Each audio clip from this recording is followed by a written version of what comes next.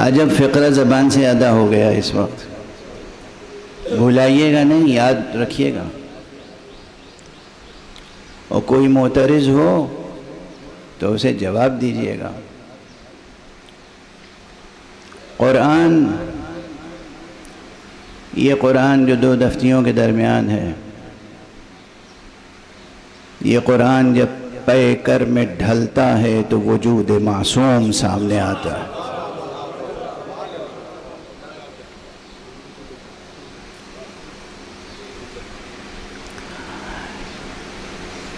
اس مرتبہ مکتب حسینی میں بیٹھ کر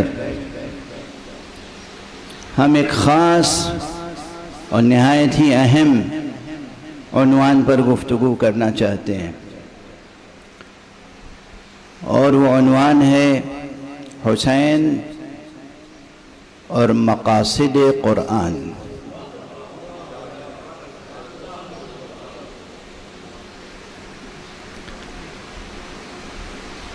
مکتبی لحاظ سے یعنی ایکیڈمک نقطہ نظر سے علوم القرآن میں جو تازہ اضافے ہوئے ہیں، ان میں ایک اضافہ یہ ہے کہ بعض علماء نے علم و مقاصد القرآن کے عنوان سے مقالے لکھے،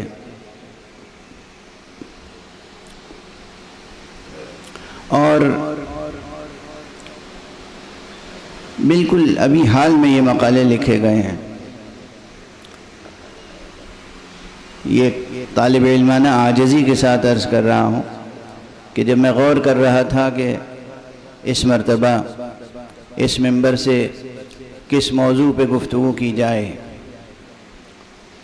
تو ذہن میں یہ عنوان آیا، امام حسین اور مقاصد قرآن۔ قلم اٹھایا، کاغذ پہ لکھا، پھر خیال آیا کہ ذرا دیکھیں اس عنوان پر کسی اور نے بھی کچھ کام کیا ہے یا نہیں، تو دیکھا تو دو تین اور عناوین مل گئے، لیکن میری فکر ان سے بہت مختلف ہے جو اب تک لکھنے والوں نے لکھا ہے۔ چونکہ لکھا جا چکا ہے کچھ نہ کچھ، اس لیے میں نے حوالہ دے دیا تاکہ علمی خیانت کا مرتکب نہ کہلاؤں۔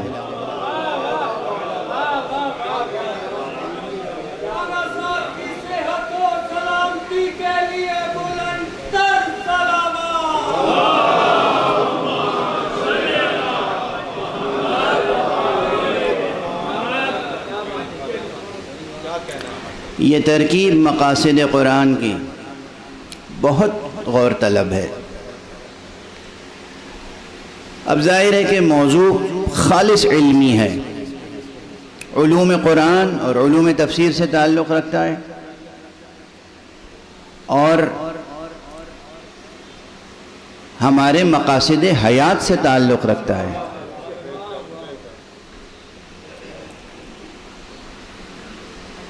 لیکن کسی یونیورسٹی میں یا کسی مدرسے اور سیمینار میں پیش کرنے کا اسلوب الگ ہوتا ہے، منبر پر پیش کرنے کا اسلوب الگ ہوتا ہے۔ لازمی طور پر چونکہ سامنے بیٹھے ہوئے حضرات مختلف طبقات سے تعلق رکھتے ہیں، تو ان سب کا لحاظ کرنا پڑتا ہے، اور علمی اصطلاحوں سے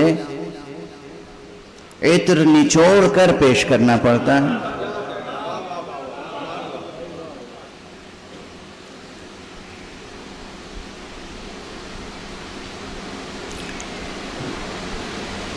امام حسین علیہ السلام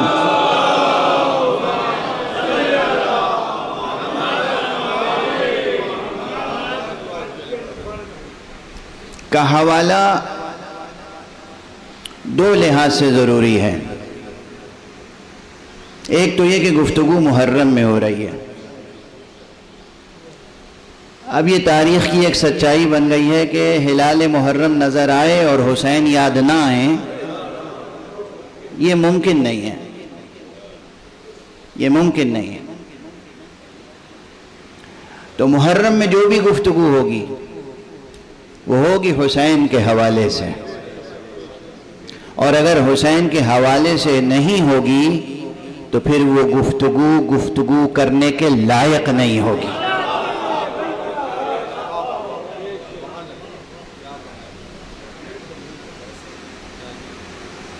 اور کتنی ہی گفتگو کر لیجئے، اگر نام حسین سے منسوب نہ ہو، ذکر حسین سے مستند نہ ہو، ارشادات امام حسین سے مؤید نہ ہو وہ گفتگو، تو اس کی کوئی حیثیت نہیں ہوگی۔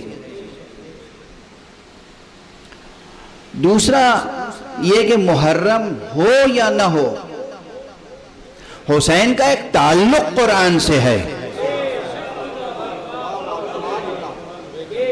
پہلی ہی محرم کی صبح ہے آج، اس لیے ایک بات عرض کروں، گزشتہ برس غالباً میں لاہور میں یہ بات کہہ چکا ہوں۔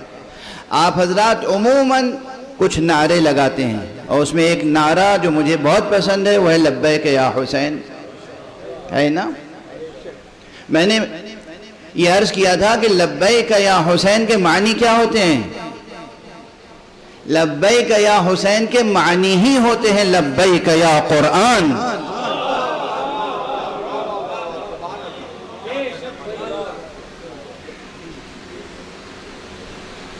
بلا وجہ بعض حضرات کو اس نعرے سے تکلیف ہوتی ہے۔ لبیک یا حسین کے معنی ہی ہے لبیک یا قرآن،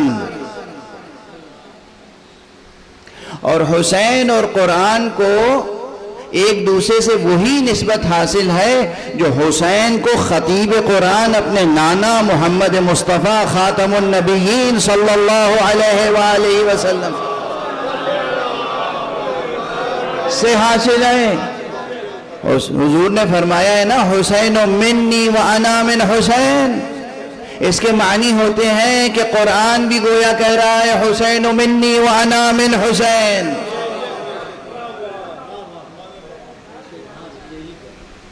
حسین قرآن سے ہے اور قرآن بھی حسین سے ہے، اور اس میں ایک ذرا سا مبالغہ نہیں ہے۔ اب اسی تسلسل میں اپنا ہی جملہ یاد آ رہا ہے تو یاد دلاتا ہوں، آگے بڑھوں۔ یہ بھی میں نے کبھی عرض کیا ہے آپ کے سامنے کہ ہم اس قرآن کو قرآن صامت کہتے ہیں، اور سرکار رسالت مآب کو، مولا امیر المومنین کو، ائمہ اہل بیت کو ہم قرآن ناطق کہتے ہیں۔ اس پر دلائل بہت ہیں، اس تعبیر کی تفسیر کے لیے مطالب بہت ہیں، مگر ایک بات ایسی جو سب کی سمجھ میں آ جائے وہ یہ ہے کہ اگر کوئی پوچھے کہ آپ آخر حسین کو قرآن ناطق کیوں کہتے ہیں اور اس قرآن کو قرآن صامت کیوں کہتے ہیں، تو بہت واضح جواب ہے، کہیے گا جا کے کوئی بھی تاریخ اٹھا کے قاعدے سے غور سے دیکھ لو۔ ابو یزید نے قرآن کو نیزے پہ بلند کیا تھا مگر وہ خاموش رہا۔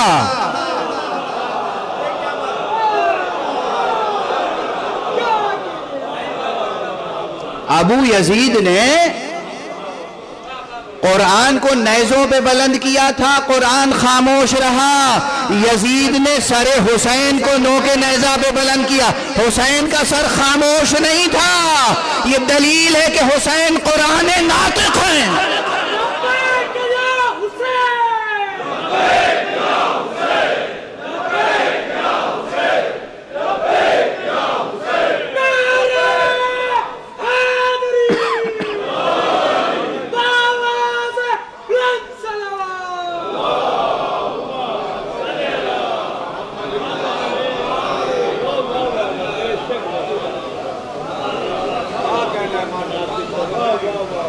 حسین حسین ہیں، حسین فرزند زہرا ہیں، اور زہرا کون ہیں؟ جن کا لقب قرآنی ہے لیلۃ القدر۔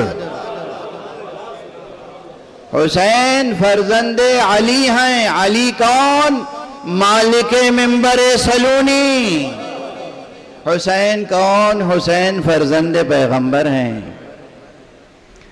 تو حسین کا قرآن سے جو رشتہ ہے وہ لازوال رشتہ ہے، وجودی رشتہ ہے.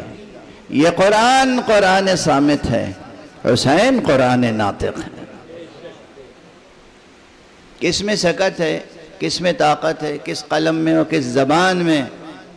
جو حضرت امام ابو عبداللہ الحسین کے فضائل اور مناقب اور مراتب اور بلند ترین درجات کو بیان کر سکے. اور اسی طرح قرآن کے اپنے فضائل ہیں.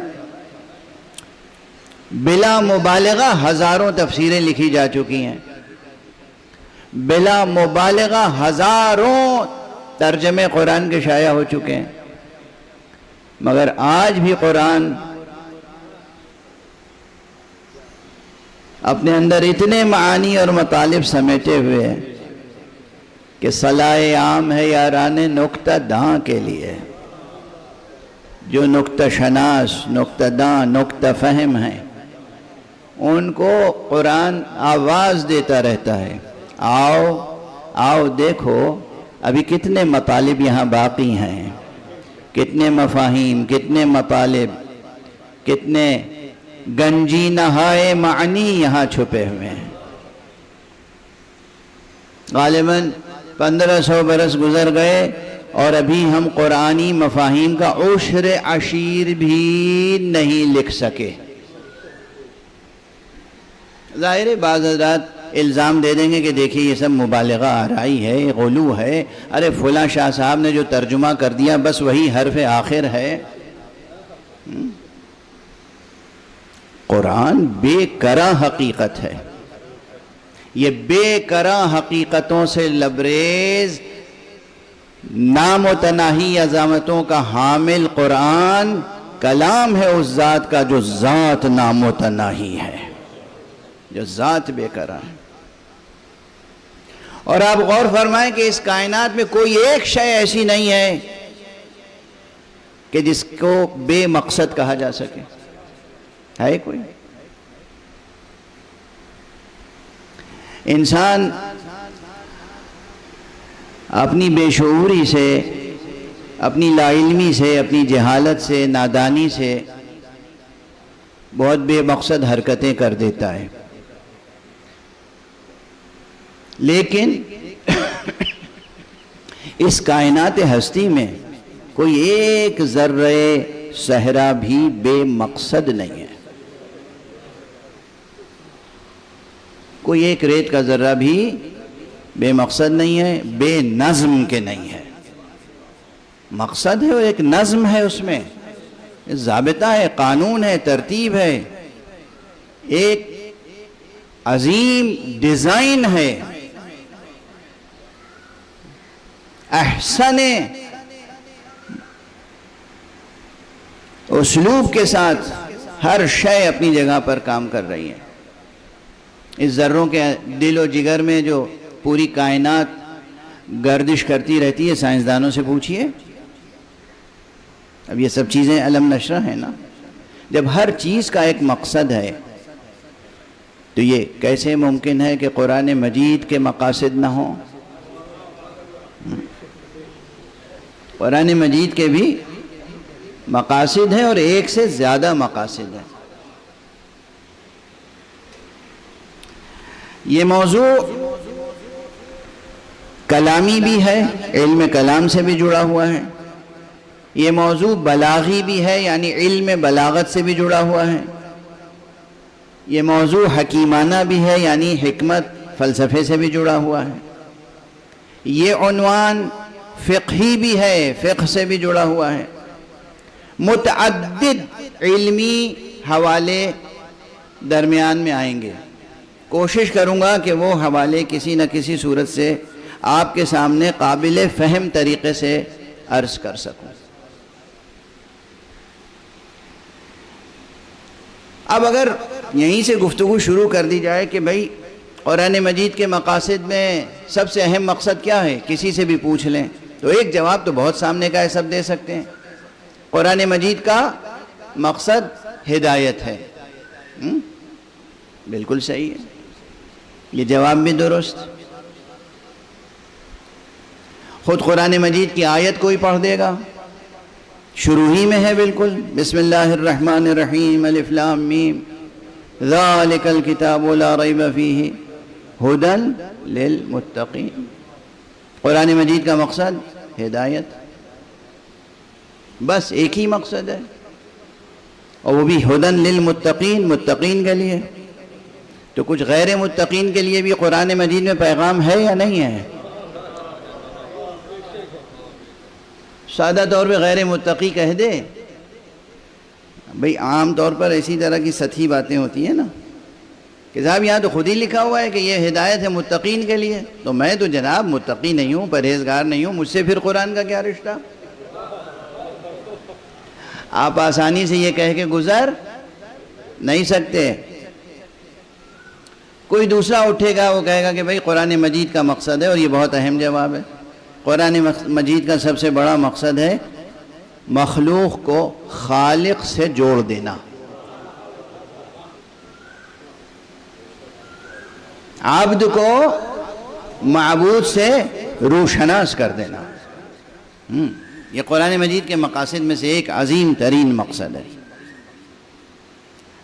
لیکن یہ دونوں حوالے جو آئے، ہدایت اور یہ کہ خالق سے مخلوق کو جوڑ دینا یا معبود سے عبد کو جوڑ دینا، یہ دونوں جواب ایسے ہیں کہ دینی ذہن رکھنے والے، دینی فہم رکھنے والے، مذہبی شعور رکھنے والے، مذہبی اعتقاد رکھنے والے تو اسے قبول کر لیں گے بے تأمل، بے تردد۔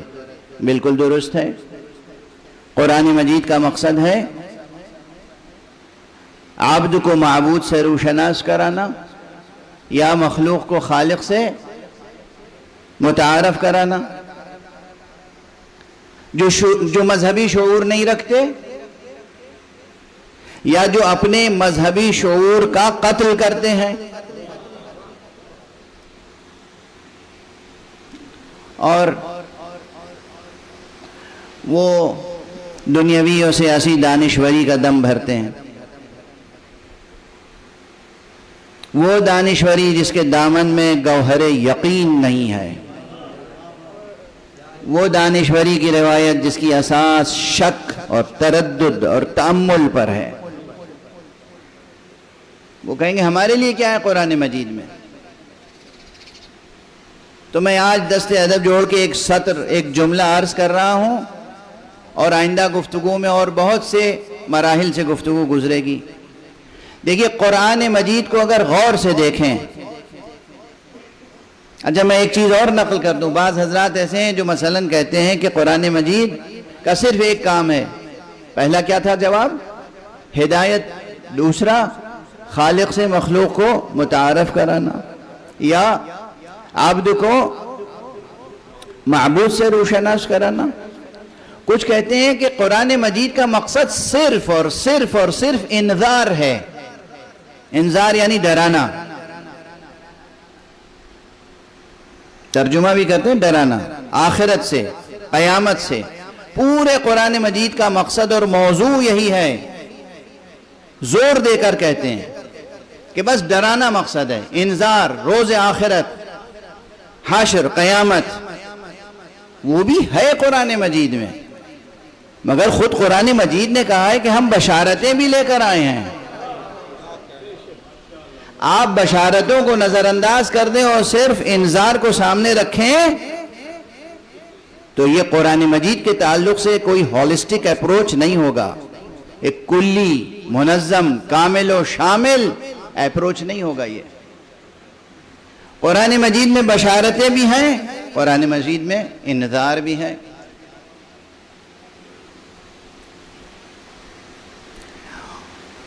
اب ایک جملہ یاد رکھیے گا اور اس پہ بہت غور کیجیے گا۔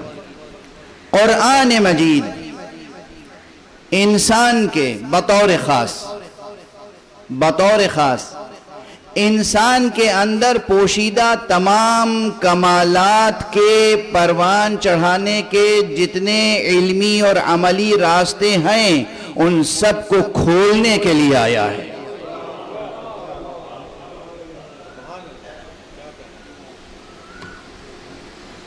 اب دیکھیے یہاں مذہبی حوالہ نہیں ہے صرف. اگر انسان بحیثیت انسان اپنے بارے میں غور کرے، اگر انسان اپنے اندر چھپے ہوئے مقاصد پر، اپنے چھپے ہوئے کمالات پر غور کرے، اپنی صلاحیتوں پہ غور کرے، اپنی استعدادات پر غور کرے، آپ کے اندر کیا کیا کمالات چھپے ہوئے ہیں، کبھی سوچنے کی ضرورت محسوس کی؟ بس کسی دن ایسے ہی بے اختیار پیدا ہو گئے اور کسی دن ایسے ہی بے اختیار چلے جائیں گے؟ ہیں؟ نہیں، یہ ٹھیک نہیں ہے. لائی حیات آئے قضا لے چلی چلے، اپنی خوشی نہ آئے نہ اپنی خوشی چلے، یہ جبر کا نظریہ ہے. یہ درست نظریہ نہیں ہے، چاہے کتنا ہی دلاویز نظر آتا ہو. جبر کا نظریہ ہے یہ. آپ کے اندر بہت سے کمالات چھپے ہوئے ہیں، بہت سی صلاحیتیں آپ کو دی گئیں، بہت سی استعدادات آپ کے اندر ہیں. بلکہ بقول مولائے کائنات صاحب منبر سلونی امیر المومنین علی ابن ابی طالب علیہ السلام، سب مل کر ایک بلند صلوات پڑھیں.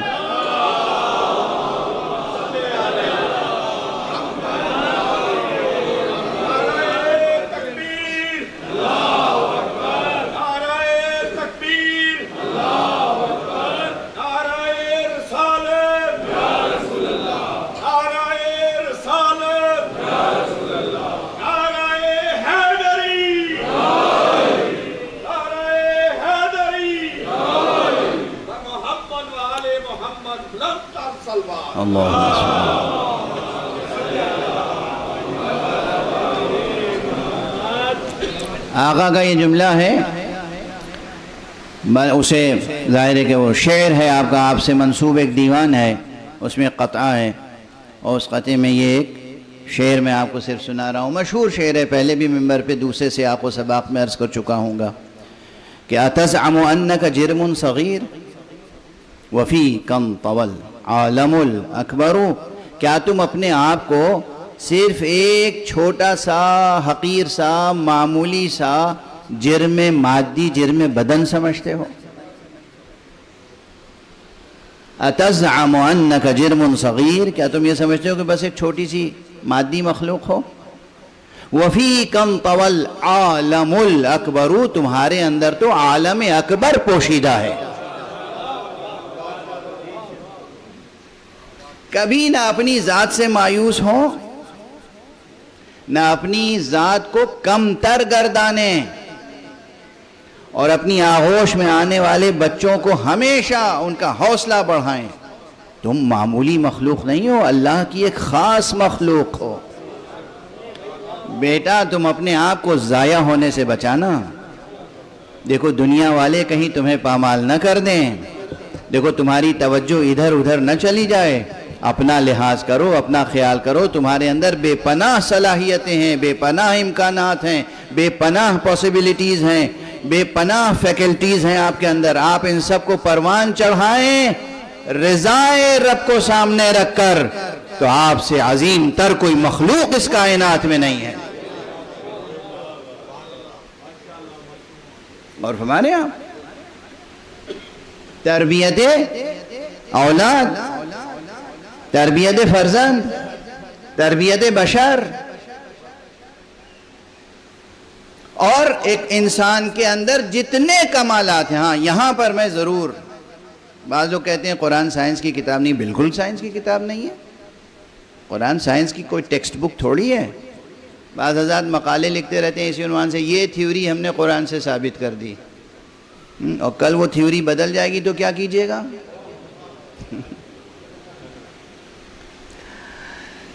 اس طرح کے محاولات، اس طرح کے اپروچ، اس طرح کے اسالیب بحث پسندیدہ نہیں ہیں. قرآن کے اندر جو چیزیں ہیں اس کا استنباط کیجئے. باہر سے لا کے کوئی چیز قرآن مجید پر محمول نہ کیجئے. قرآن کے باطن میں جو چیز چھپی ہوئی ہے اسے کشف کر کے اپنی ذات کو، اپنے ذہن کو، اپنے ضمیر کو اور اپنے ماحول حیات کو منور کیجئے. اس لیے کہ قرآن نور ہے. قرآن نور ہے، سر بسر نور ہے. تو جتنے امکانات ہیں ایک انسان کے اندر پوشیدہ، جب آپ ان پر غور کرنا شروع کریں گے تو وہ جو ایگزسٹنشیلزم ہے نا سو کالڈ، وہ کہیں پیچھے رہ جائیں گے نظریات. جوانان عزیز، قرآن کی روشنی میں انسان اور انسان کے اندر چھپی ہوئی صلاحیتوں کو ڈسکور کریں اور اس کے بعد انسان کے ساتھ ساتھ اس پوری کائنات کو قرآنی نقطہ نظر سے دیکھیں تو پھر قرآنی نقطہ نظر سے آپ کو اس پورے زمان و مکان کی حقیقت کی نئی تعبیر بھی ملے گی. یہ زمان و مکان ہے نا، بہت گفتگویں ہوتی ہیں زمان و مکان. اچھا، عربی کے ادیبوں نے کیا ایک نئی اصطلاح ایجاد کی. ہم لوگ زمان اور مکان دو الفاظ الگ الگ استعمال کرتے ہیں، بیچ میں واو عطف بھی لاتے ہیں، زمان و مکان.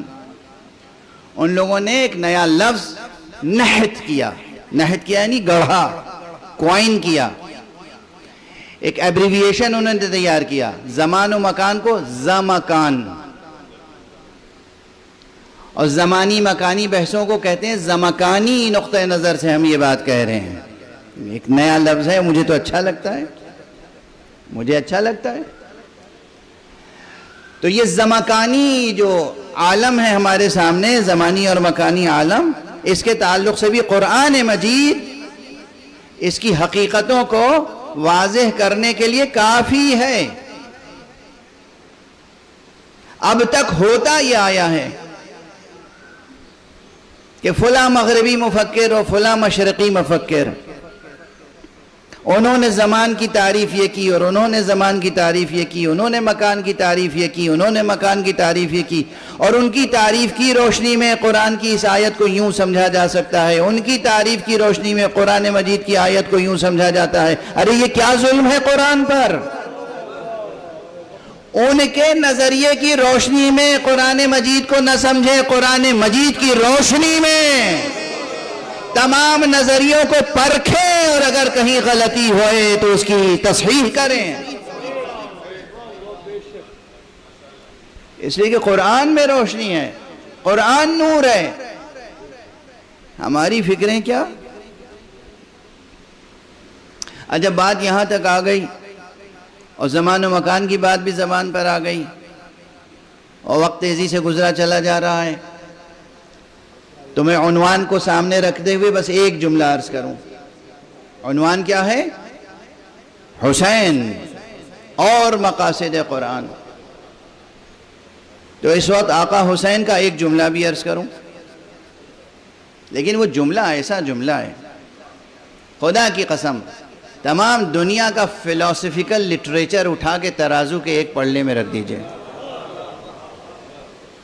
اور امام حسین کا یہ ایک سطر کا کلام اسے ترازو کے دوسرے پلڑے میں رکھیے تو آپ دیکھیں گے کہ وزن کس کا بڑھا ہوا ہے. علمی وزن، فکری معیار، عرفانی سطح اور جناب والا ادبی جمال. اتنے مختصر فقرے میں کتنی بڑی بات سمیٹی ہوئی ہے.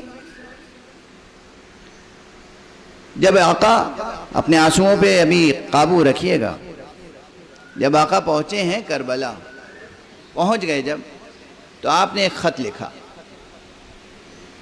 کربلا سے خط بھیج رہے ہیں مدینے. کس کو؟ اپنے بھائی حضرت محمد حنفیہ کو.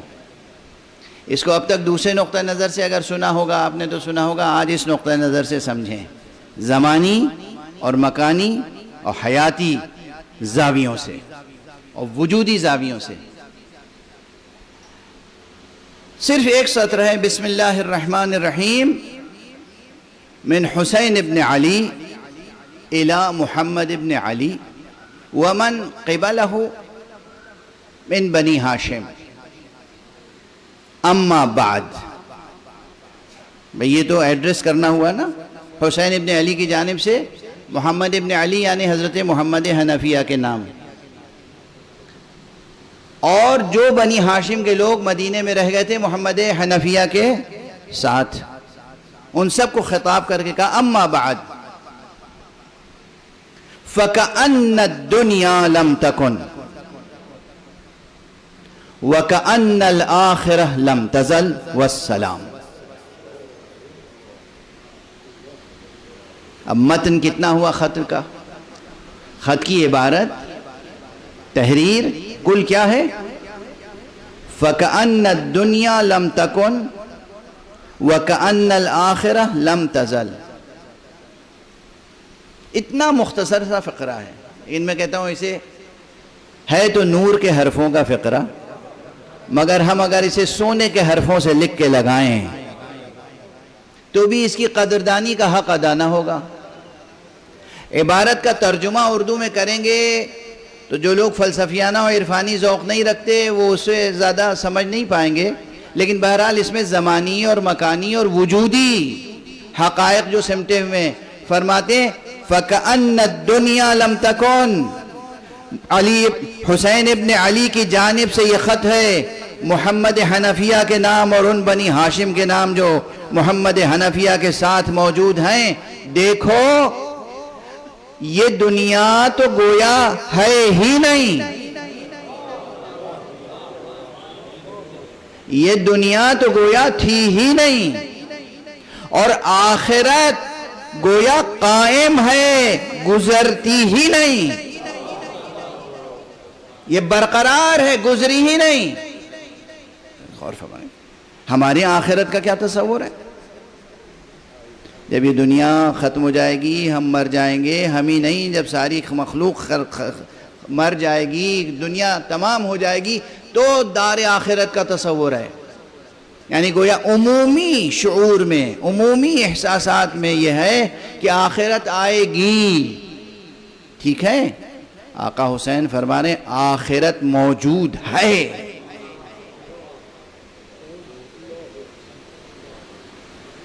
آخرت موجود ہے، اور یہ جسے ہم دنیا موجود سمجھ رہے ہیں یہ تو گویا ہے ہی نہیں۔ یہ کلام کسی اور کا نہیں ہے، یہ کلام کسی شاعر یا ادیب یا خطیب یا صحافی کا تھوڑی ہے۔ جانو رمز کائنات اور جانے رمز کائنات، رسول اللہ کے فرزند رسول اللہ کی زبان مبارک سے پروان چڑھنے والے قرآن ناطق کا جملہ ہے۔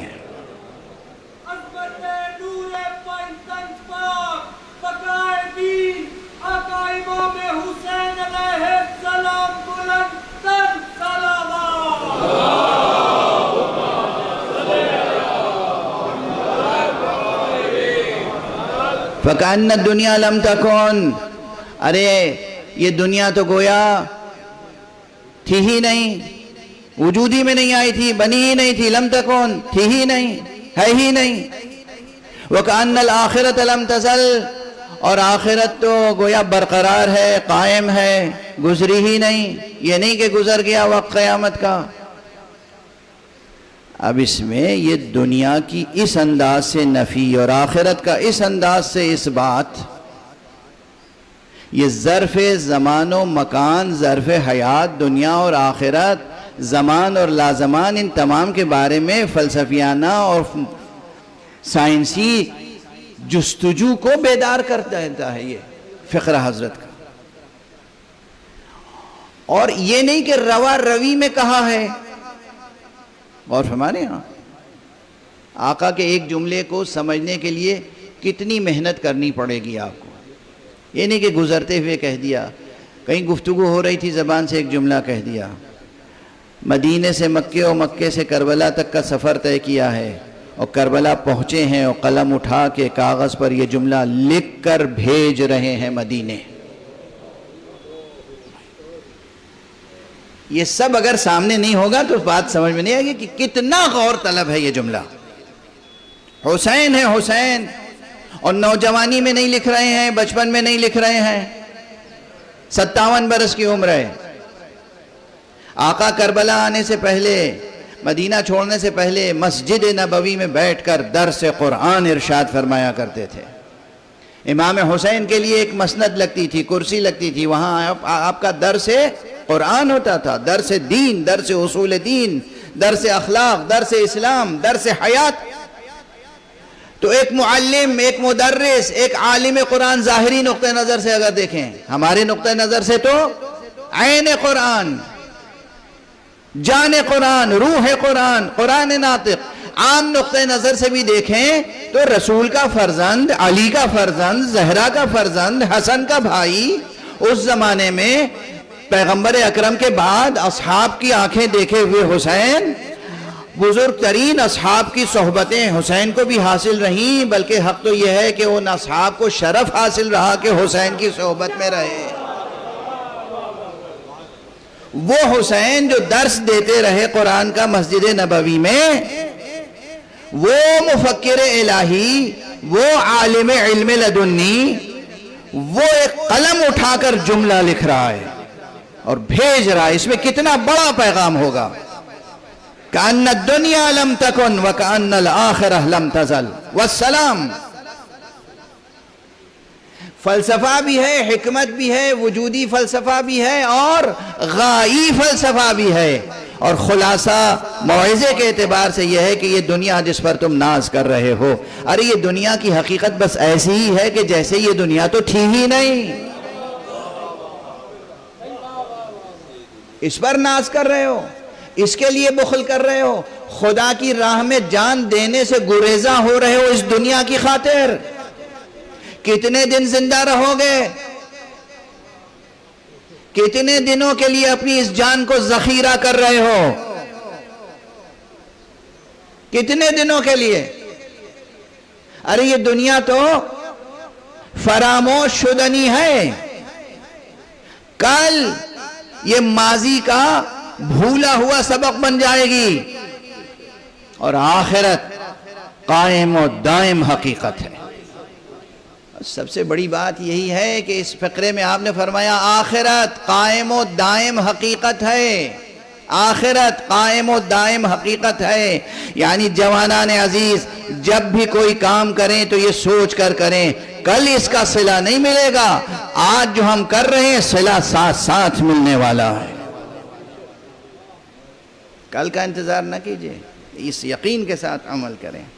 آقا حسین نے اتنی بڑی قربانی دی، کیا یہ سوچ کر دی تھی کہ میری قربانی کے ایک عرصے کے بعد اس کے آثار ظاہر ہوں گے؟ ادھر قربانی دی، ادھر آثار ظاہر ہونا شروع ہو گئے اسی دن، اسی وقت سے. یہ تو بہت ظاہری تعبیر ہے، مگر اب اس وقت اسی تعبیر کی حد تک میں محدود کر رہا ہوں گفتگو کو. آقا حسین نے جس طریقے سے ایک چھوٹے سے جملے میں اس حیات و کائنات کے تعلق سے پورے فلسفے کو سمیٹ کے پیش کیا ہے. دیکھیں نا، کائنات ہے پوری، آپ انسان کا وجود اور زمان و مکان اور جو کچھ اس کے اندر ہے، اس حصار ہستی میں، سب کے تعلق سے ایک سطر میں ایک بات ایسی کہی ہے آقا نے کہ بس سوچتے رہیے. اس کی تفسیر، حسین کے اس کلام کی تفسیر میں پورا قرآن پڑھنا پڑے گا. حسین علیہ السلام کے اس کلام کی تفسیر میں پورا قرآن پڑھنا پڑے گا. اور اگر پورے قرآن کے زمکانی تصور کو، زمانی مکانی حیاتی وجودی تصور کو نچوڑ کر کسی ایک جملے میں پیش کرنا چاہیں گے تو حسین کا یہ جملہ یاد رکھنا پڑے گا. قرآن اور حسین میں یہ رشتہ ہے. بات خالص علمی اور اکیڈمک انداز سے ہو گئی، مگر ظاہر ہے آپ تو انداز اب یہ برداشت کرتے کرتے ربع صدی ہو گئی نا، ربع صدی گزر گئی، بلکہ اس سے بھی زیادہ. مقاصد قرآن کو سمجھنا ہو اور اسرار وجود، اسرار حیات، اسرار زمان و مکان، اہداف حیات، تو قرآن مجید کی روشنی میں حسین سے سیکھیں، کسی اور سے نہیں. اور خاص طور سے محرم میں، کیونکہ حسین فرزند بھی ہیں اس کے میں نے ابھی عرض کیا کہ جس نے کہا تھا، جو صاحب منبر سلونی تھا، آقا نے امیر المومنین علی ابن ابی طالب علیہ السلام ایک بلند صلوات پڑھیں محمد.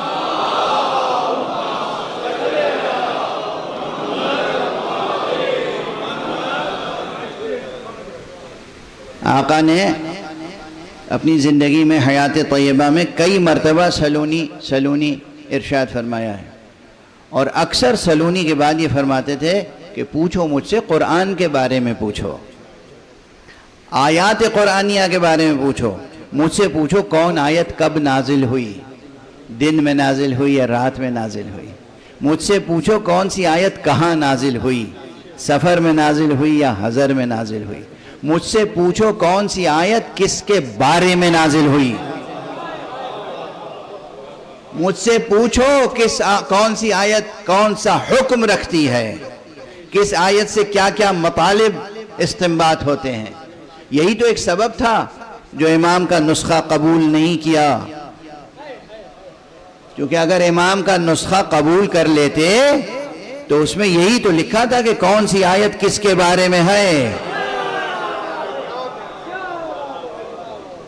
سب سے بڑی مشکل یہی تھی. مومنین سے متعلق جو آیتیں تھیں اس میں نمایاں ترین مومنین کے نام تھے، تذکرے تھے.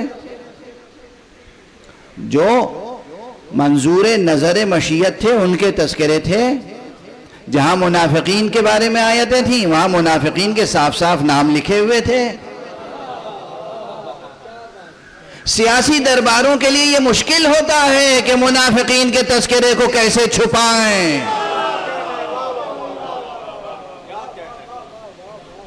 چنانچہ نہیں قبول کیا گیا. وہ علی جو بار بار کہتے تھے کہ مجھ سے پوچھو قرآن مجید کی ایک ایک آیت کے تعلق سے جو بتانا ہوگا میں بتاؤں گا، اس علی کے فرزند ہیں حسین. ہم ان کے کلام کی روشنی میں اور ان کی سیرت طیبہ کی روشنی میں مقاصد قرآن پر گفتگو کریں گے انشاءاللہ. لیکن آج وقت گزر گیا، تمہید میں گزر گیا. پہلی محرم ہے، ہاں علمی گفتگویں ہوں گی، سیاسی گفتگویں ہوں گی، ادبی گفتگویں ہوں گی، دنیا کے حالات پر تذکرے ہوں گے، تبصرے ہوں گے، مگر ایک چیز میں کمی نہیں آنی چاہیے، حسین پر گریہ.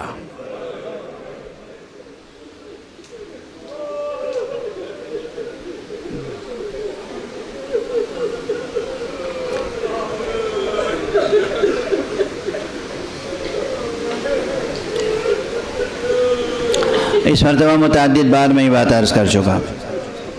کوشش کیجئے جوانان عزیز، بزرگان محترم، مرد حضرات، خواتین، آقا حسین کو روزانہ ایک بار السلام علیک یا ابا عبد.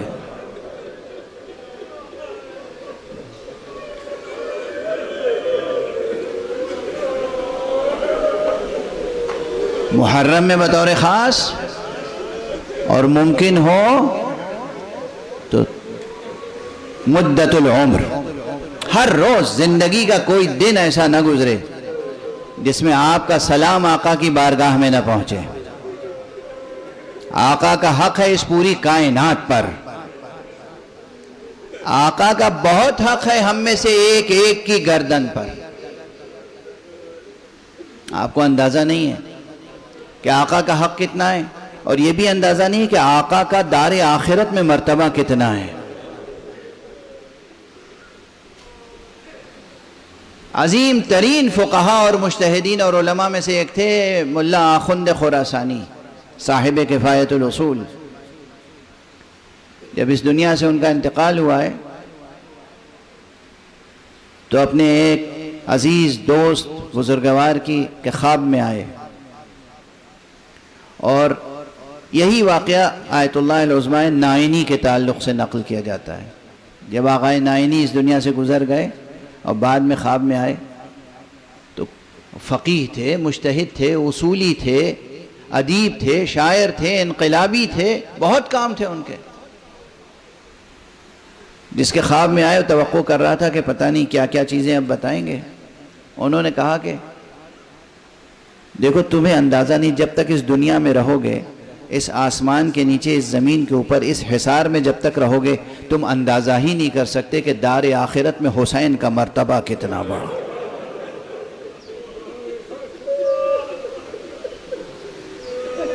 حسین حسین حسین بہت بڑا مرتبہ ہے، تصور نہیں کر سکتے. اور جب تصور نہیں کر سکتے تو ہم الفاظ میں کوئی تعبیر بھی کیا پیش کر سکتے ہیں. انہوں نے کہا دار آخرت میں وہاں حسین کا جو مرتبہ ہے تم یہاں جب تک ہو تصور ہی نہیں کر سکتے. بہت بڑا مرتبہ ہے آقا حسین. اور اسی لیے آپ سے ہم کہہ رہے ہیں گریا.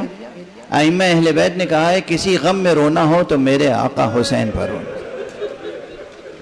لیکن حسین پر گریے کا سلسلہ کب سے جاری ہے؟ کل رات کی مجلس میں یہاں کہہ رہا تھا کہ پہلی مجلس کا تذکرہ کر دوں. جب حسین دنیا میں آئے ہیں تو رسول اللہ نے مصائب بیان کیے اور گریہ ہوا. ارے اس سے بھی پہلے سے گریے کا سلسلہ جاری ہے.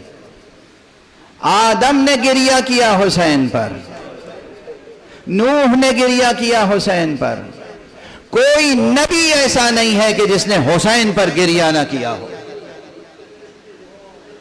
کوئی اسے باور کرے یا نہ کرے. ہمارے ہاں معتبر روایتیں ہیں، معتبر روایتیں ہیں، مستفیضہ ہیں.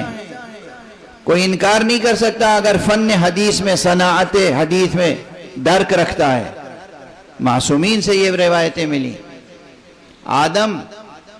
جب آدم توبہ کر رہے تھے، جبرائیل انہیں تلقین فرما رہے تھے رب العزت کی طرف سے کہ اللہم انی اسألک بحق محمد وعلی وفاطمہ وحسن وحسین. پانچوں نام لیے. جب پانچویں نام پر آئے تو آنکھوں سے آنسو ابل پڑے.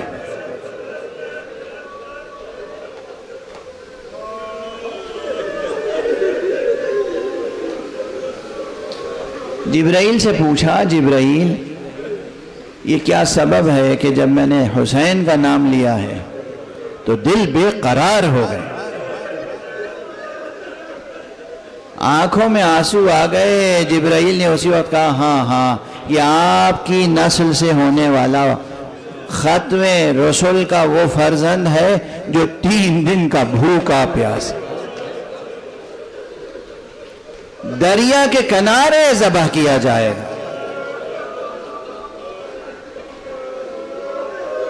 اجرکم علی اللہ. آپ گریہ کر رہے ہیں، آپ کی آوازیں بلند ہیں،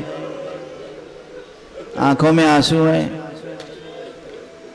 بالکل اسی کیفیت سے جب خمسہ نوجبہ کے نام لے کر ان کے توسل سے جناب نوح نے دعا کی، کشتی پر تھے، جب حسین کا نام لیا بے اختیار گریہ کیا. نوح تو ویسے ہی گریہ بہت کیا کرتے تھے، نوح کا نام نوح اسی لیے رکھا گیا، لیکن جب حسین کا نام لیا ہے تو ایک خاص گریہ طاری ہوا، جوش عشق. کہنے لگے جبرائیل یہ تم نے کون سے نام لیے ہیں اور سکھائے ہیں مجھے؟ جبرائیل نے پھر واقعہ کربلا دہرایا ہے. تمام انبیاء حسین کی ولادت سے پہلے گریہ کرتے ہوئے گئے، اور خاتم النبیین حسین کی ولادت سے پہلے گریہ کیا، حسین کی ولادت کے وقت گریہ کیا، حسین کو بار بار دیکھتے تھے، گریہ کرتے تھے. حسین کو آغوش میں لیتے تھے، گریہ کرتے تھے. حسین کی عمر ابھی کیا تھی؟ پیدائش سے لے کر اور وصال پیغمبر تک 5-6 برس کی عمر، 7 برس کی عمر، لیکن بار بار جب پیشانی پہ بوسہ دیتے تھے گریہ کرتے تھے، جب حلقوم مبارک پہ بوسہ دیتے تھے گریہ کرتے تھے، کرتے کے بٹن کھولتے تھے سینے پہ بوسہ دیتے تھے گریہ کرتے تھے. حسین جب پیاس کا اظہار کرتے تھے رسول گریہ کرتے تھے.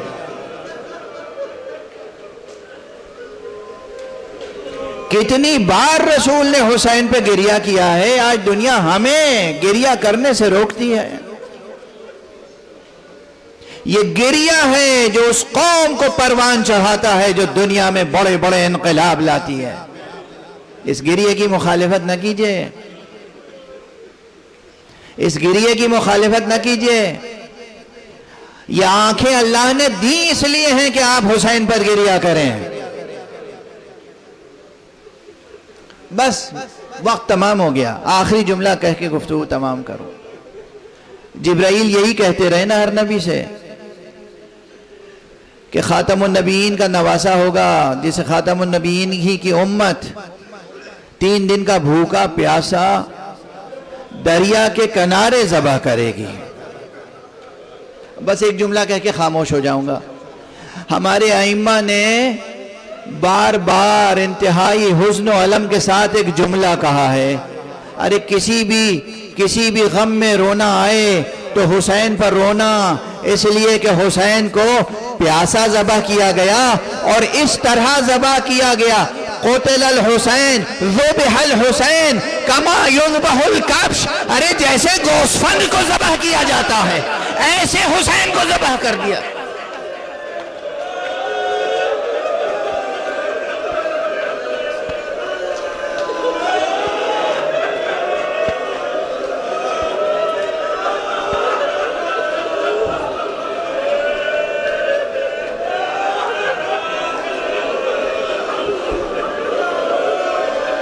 ذبح الحسین کما یذبح الکبش، انا للہ و انا الیہ راجعون، انا للہ و انا الیہ راجعون، انا للہ و انا الیہ راجعون، رضا بقضائہ و تسلیما لامرہ۔